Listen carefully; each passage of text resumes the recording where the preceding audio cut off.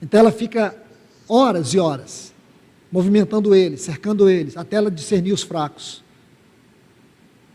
Aí quando ela discerne os fracos, ela vai cansando eles. À medida que cansa, os fracos ficam para trás. Aí ela o devora. É assim que ela faz. A Bíblia diz que Satanás, ele ruge como um leão. Esse é o seu trabalho. Meus irmãos, fortalecei-vos no Senhor e na força do seu poder. Revesti-vos de toda a armadura de Deus nesta hora. Não brinque. Não brinque. Não ache que a sua vida está no seu controle. Não faça como Judas. Não pense que você pode salvar sua vida. Você não poderá salvar-se. Então observe bem. Ele diz, a igreja que é o seu corpo, da qual foi constituído ministro segundo a dispensação de Deus. Essa palavra dispensação de Deus vem de uma palavra grega, oikonomos, da onde vem a palavra economia. Então ele está dizendo que ele é ministro segundo a economia, segundo a administração de Deus, que me foi dada por vós, a fim de cumprir a palavra de Deus. Aí ele diz assim, o mistério. Essa palavra tem um conteúdo, ele diz, o mistério que esteve escondido dos séculos e das gerações. Imagine, irmãos, o que nós estamos lendo? Nós estamos lendo o que os patriarcas não puderam ler, o que eles viram distante. O escritor aos Hebreus diz que eles olhavam distante e eles saudavam. Eu quisera muito neste momento poder levar vocês um pouquinho para Hebreus, para ver o que significava isso para Abraão. Diz que Abraão, ele peregrinava para uma cidade que tinha fundamentos. Então aquela peregrinação de Abraão era em torno de uma cidade que tem fundamentos, da qual Deus é o arquiteto, o edificador. Essa cidade, ela tem uma fase, ou tem algumas fases. Nessa primeira fase, é a fase daquilo que Cristo edificou e os apóstolos estão trabalhando sobre esse fundamento. A igreja, que nós estamos aqui vivendo. E agora, a outra fase é a Nova Jerusalém, essa cidade nupcial. Irmãos, não é estarrecedor, assustador, no bom sentido da palavra, se é que eu posso dizer, imaginar que Abraão, por mais que estivesse longe, ele estava andando, saudando isso, como se ele estivesse dizendo para aquelas pessoas, Deus tem uma cidade, eu estou caminhando para ela. Ele era um peregrino, ele ia armando tenda em lugares, ia avançando, e se as pessoas perguntassem, Abraão, para onde você está indo? Eu estou indo para a cidade de Deus. E ele morreu e não chegou nessa cidade. E outros vieram. E tudo isso, irmãos, era uma maneira de Deus falar a nós, e também falar a eles. E Deus falou na medida que eles podiam ver. Imagine o que ele viu de Cristo. Ele viu quando Deus disse, não mates o teu filho. Não mates o teu filho. Imagine quando Isaac diz, pai, aqui está a lenha, o cutelo, o fogo, e agora cadê o cordeiro? Nós não trouxemos cordeiro. Aí ele diz assim, Deus tem um cordeiro. O cordeiro está nas mãos de Deus. Deus tem um cordeiro. Sabe o que ele estava dizendo para si mesmo? Aconteça o que acontecer com meu filho. Eu sei que tu existes. E que não é o meu filho que o Senhor quer. Porque o Senhor tem um cordeiro em algum lugar. Sim, irmãos. Deus tinha um cordeiro dentro dele. Era o seu próprio filho. Ele disse, Deus vai prover um cordeiro, meu filho.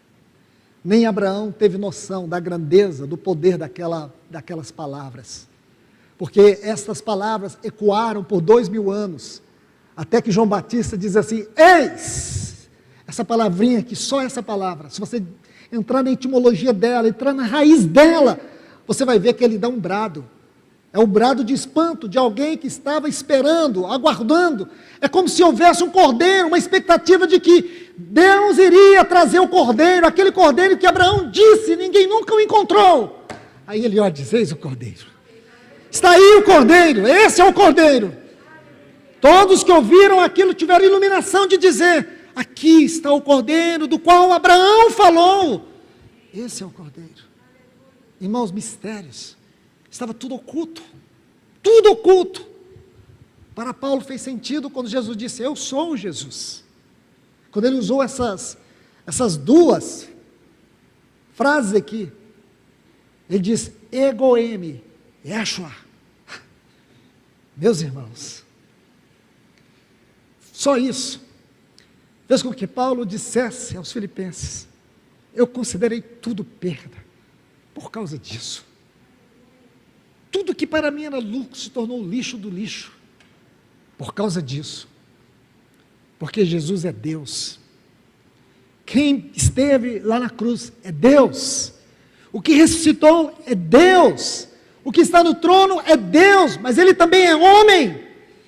E não só isso, Ele é o cabeça do corpo. Ele é o cabeça do corpo, a igreja é isso. A igreja não é instituição, não é organização. A igreja é organismo, a igreja é o corpo de Cristo, ela está ligada a Cristo. Cristo e a igreja é um. Cristo e o Pai é um. Esse é o mistério. Eles não entenderam, irmãos. Nem Abraão, nem Isaac, nem Jacó, nem Moisés. O que eles viram em sombras. Você consegue entender isso? Eles caminharam vendo uma sombra. Eles só podiam ver sombra. Você e eu não estamos vendo sombra. Pelo amor de Deus, meu irmão e minha irmã, você não está vendo sombra. Você está vendo a realidade. Nós somos a realidade. Nós podemos dizer hoje, com toda a força que é no nosso coração, Jesus veio, Jesus morreu, Jesus ressuscitou. Ele está no trono, Ele venceu o mundo, Ele venceu a carne, Ele venceu o diabo, e Ele voltará para nós. Não é um momento qualquer, não é uma reunião qualquer, não é uma reunião de um povo que não tinha um compromisso no domingo pela manhã, não. É o Espírito de sabedoria e revelação que nos mostra isso. É isso, irmãos.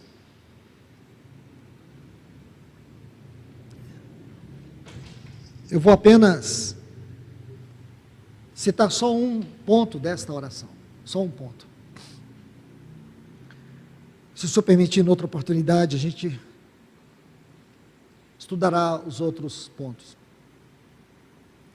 O primeiro ponto está aqui. Ele ora. E que oração é essa, irmãos?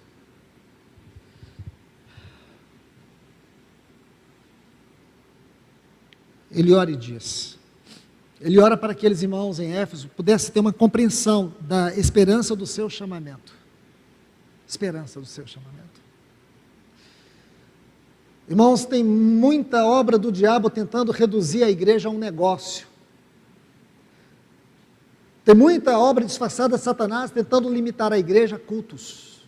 Cultos fervorosos, cultos show, ao gospel. Tem muita obra de Satanás tentando reduzir a igreja, a denominação, a instituição, a uma cultura, a movimentos. Não, irmãos, a igreja não é isso. E nós não estamos aqui para isso. Você precisa ter consciência que você tem uma vocação. Se você não tem uma vocação e você não sabe o que é essa vocação celestial, eu preciso ser honesto com você, você ainda continua sem sabedoria, ou sem espírito de sabedoria e sem revelação. Você está completamente desfocado, desnorteado. Você está como um barco à deriva. Digo isso para você, meu irmão e minha irmã, e não é para te diminuir, é para te ajudar. É para te ajudar. Deixe-me ler alguns textos com vocês. Eu vou ler apenas 3 textos. Anote cada um deles, medite sobre eles, ore, lendo esses textos. O primeiro está aqui, na segunda carta que Paulo escreveu a Timóteo, no capítulo 2, versículo 9. Ele diz assim, que Cristo nos salvou. Cristo nos salvou e nos chamou com uma santa vocação. É isso aqui. É sobre isso que Paulo está orando. É por esta santa vocação. Não vocação segundo obras. Não é isso, irmãos. Mas segundo o seu propósito. Segundo a graça que nos foi dada em Cristo Jesus antes dos tempos eternos. Esse é o primeiro ponto que eu quero que você observe.